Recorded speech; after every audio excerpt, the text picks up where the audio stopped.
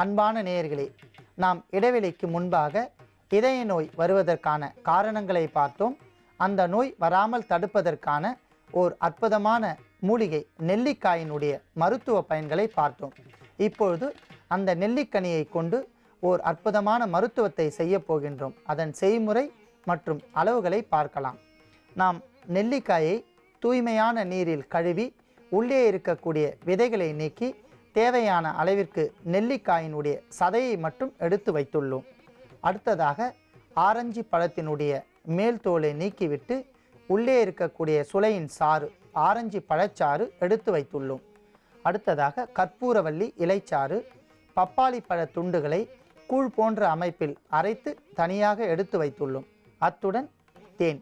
இப்பொழுது நாம் தீநீர் ஒன்றை தயாரிக்கப் போகின்றோம். அதற்காக 100 மில்லி அளவிற்கு நீரை நாம் காய்ச்ச வேண்டும்.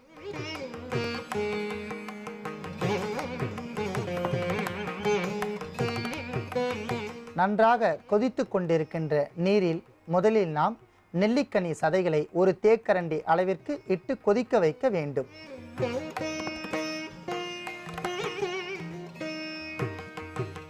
அடுத்ததாக கற்பூரவள்ளி இலைச்சாறு ஒரு தேக்கரண்டி. நன்றாக கொதித்துவிட்ட நெல்லிக்கனியினுடைய தீனி நமக்கு தயாராகிவிட்டது. அதை நாம் வடிகட்டி எடுத்துக்கொள்ளலாம். வடிகட்டி எடுத்துக்கொண்ட நெல்லிக்காயினுடைய தீநீரில் நாம் ஆரஞ்சு பழச்சாறை 2 தேக்கரண்டி சேர்க்க வேண்டும். அடுத்ததாக பப்பாளி பழக்கூழ் 1 தேக்கரண்டி. இறுதியாக தேன் 1 தேக்கரண்டி. அத்தனையும் சேர்த்து தீநீரில் கலக்கவும்.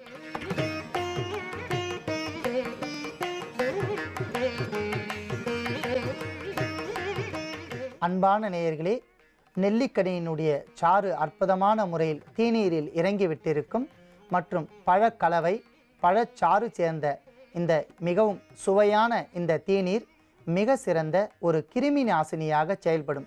குறிப்பாக இதயத்தில் இருக்கக்கூடிய அடைப்புகளை நீக்கக்கூடிய ஆற்றல் இதற்கு உள்ளது. இதய நோய் உடையவர்கள் இத்தீநீரை தயாரித்து காலை மாலை என்கிற வீதத்தில் 12 நாட்கள் தொடர்ந்து சாப்பிட வேண்டும். உணவிற்கு பின்பாக 100 மில்லி அளவிற்கு சாப்பிட்டு வந்தால் படிப்படியாக இதயத்தில் இருக்கக்கூடிய அடைப்புகள் நீங்கி இதயம் ஆரோக்கியமாக மேம்படும். இதய துடிப்புகளும் முறையாக இயங்கும். அற்புதமான நாம் தயாரித்த இந்த பழக்கலவைகள் சேர்ந்த இந்த தீநீர் மிக எளிமையான முறையில் நாம் தயாரித்து வைத்துள்ளோம். நோய் உடையவர்கள் பயன்படுத்தி நோயின்றி வாழ வேண்டுகிறேன். இப்பொழுது அதே நெல்லிக்கனியை கொண்டு ஓர் அற்புதமான மருத்துவத்தை செய்ய போகின்றோம். முதலில் நாம் பார்த்தது இதய அடைப்பிற்கான மருத்துவத்தை. இப்பொழுது நாம் பார்க்க போவது இதய பலவீனம் என்கிற நோய்க்கான மருத்துவத்தை நாம் பார்க்கலாம். சில நேரங்களில் இதயத்தில் படபடப்பு ஏற்படும், பால்பிட்டேஷன் என்று பெயர். சிலர் உடனடியாக அளவிற்கு அதிகமாக அதிர்ச்சி செய்திகளை கேட்டால் அவர்களுக்கு இதய படபடப்பு ஏற்பட்டுவிடும். அந்த படபடப்பே நாளடைவில் இதய நோய்க்கான ஒரு வழியை உருவாக்கிவிடும். ஆகையால் அந்த இதய படபடப்பு வராமல் இருப்பதற்கான ஓர் அற்புதமான தீநீர் ஒன்றை நாம் தயாரிக்கப் போகின்றோம். அதற்காக நாம் எடுத்துக்கொண்ட பொருள் பெருநெல்லிக்கனி. இது மிக சிறந்த கிருமி நாசினி, இதய படபடப்பை தீர்க்கும் என்பதால் இதையும் எடுத்து வைத்துள்ளோம். அடுத்ததாக மாதுளை. அன்பான நேயர்களே, மாதுளை மிக சிறந்த இதய பாதுகாவலன் என்றே கூறலாம். அந்த அளவிற்கு இதயத்தை பாதுகாக்கும் என்பதால் மாதுளையும் எடுத்து வைத்துள்ளோம். அடுத்ததாக விதையுள்ள திராட்சை பழம்.